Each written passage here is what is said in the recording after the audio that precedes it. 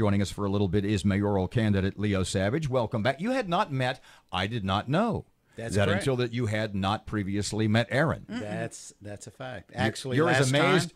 Last time, I sat where Erin was. You're as amazed as I am, aren't Yes. you? You didn't answer my Absolutely. text yesterday either. What? You I'll sent have me to a text? I'll have to figure out. We Get must have the outta wrong here. numbers. Must have. You know who's... Because I surely would have jumped on Excuse that. me just a second. Matt, just for a moment. Yes. If you had to, based on your communication with the aforementioned Ms. McCarty, if you had to speculate whose phone might be at fault, Ms. McCarty's or Mr. Savage's, It's mine. which way would you go? Yeah, If I it's were a betting man, I'd put my money on Erin McCarty's phone. Exactly. Yeah. So, Mr. Leo, there is a Shreveport's in kind of a tough place right now. With well, especially as Erin referred to it subtly, the recent uptick in crime. What are you thinking about that? You as not only a mayoral candidate, but as a Shreveport guy, that's got to be exceedingly troubling. But as a mayoral candidate, you've got to be thinking, what would I, Leo Savage, do if I were in the mayor's chair right now? Sure. I mean, this is my town, and that's the way I look at it. I really have to look at everything like this is Shreveport. Maybe I'm not running for mayor. I have to look at it that way. The facts are the numbers are down a little bit through March, although now they're starting to spike again. Now, 41 months into it, our mayor has decided to come in and say, hey, we're going to join forces with Sheriff Prater, which I think that should have been done a long time ago. I just Wednesday, I contacted a guy named Brian. Brian is with what they call Project NOLA, and it's down in New Orleans. Project NOLA is a incredible program, and it's a nonprofit. What they do, it's a private sector where they go out, they put cameras out into neighborhoods, they put them out on a church, on a fire station, any businesses, and that is something that we really need to look into.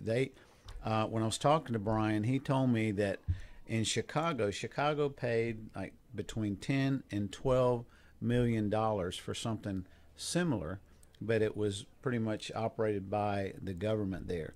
They've only captured one homicide person since then, so that was not really successful with all the money spent. For them, they have put so many people in jail. They've prosecuted In New Orleans quickly. now you're talking about. In New Orleans. What they've got in the security world, everybody knows what PTZs are. They're what they call a pan-tilt zoom camera. In some high crime, high drug areas, they will install the PTZs. What they can do, and what Brian was telling me, he said, Leo, we can actually see if they have a packet of crack or if they have cocaine in their hand. We can zoom in and we can see if they have a gun on their person. We can see everything. And he said, it is so great because, I mean, if you go on there, try to go onto their website, and it's projectnola.org. Would you propose paying police officers more? We're losing. I mean, it sounds like we're replacing 150 officers over the past 2 years. 70 last year. The mayor just the other day said 80 this year. That's 150 of our 500 officers in 2 years. We're doing something wrong if we're not retaining them. Correct. Well, the thing we have to look at, Erin, is we have over 500 officers, but we only have 157 uniformed police officers. Now, I know. Wait, say that again. Yeah, that sounds crazy. 500 right? officers, and we have 157 boots on the ground. We'll double that, and say 315, right. 14. So, what happens. And again, it's all about leadership, which is the problem with our city today. It's just not led properly. We have to look at it as a management opportunity, not a political opportunity. Basically, you take 500 officers, and what would you want to do with these people? Well, I want those people out on the streets protecting us. We've got a terrible crime problem. Does Leo Savage pay the officers more? Leo Savage definitely wants to pay them more. I think we've got a lot of money in our general fund and a lot of the coffers. We've got money all over the place, but nobody wants to look at that. We need to look at what we're paying those guys and ladies that put their life on the line for us, and I think we need to take care of them. Who's like who's Leo teachers. Savage's police chief? I can tell you a couple of people that I've looked at and talked with, and I probably should not say, but I definitely have spoken to one that's I think as passionate as I am From about within the crime. department, Yes. but not the current chief. He would not be. Oh, the current chief has got to go. I'm sure that he is a good man, and I don't want to knock him as a person. I'm sure he's a good guy. He's just in the wrong job. He's not doing it efficiently. He won't come out. He won't do anything. Let's talk about what you've got going on this weekend. It is the Do Good Project, and you are sort of at the vanguard, leading that. Tell us about that. Tell us how people can help out. Well, tell us, first of all, what the plan is. Well, if you don't mind me kind of like regressing a little bit, No. a few weekends ago, with the mayoral campaign, we went out to Queensborough and we were filming. We wanted to see exactly what the city had not done. And the city had really not done a lot. Well, my heart, my compassion, kicked in. You're And talking about from the recent storms. yes, that's correct. The tornado that was about a month ago. And again, we still there's trees down on homes still. There's people still without power.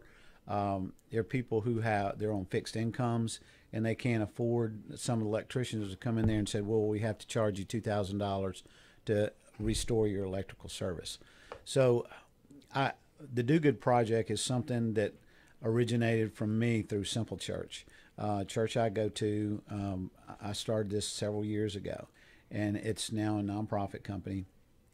What we do is we've always gone in and helped the needy to fix their homes. We also raise money for cancer patients.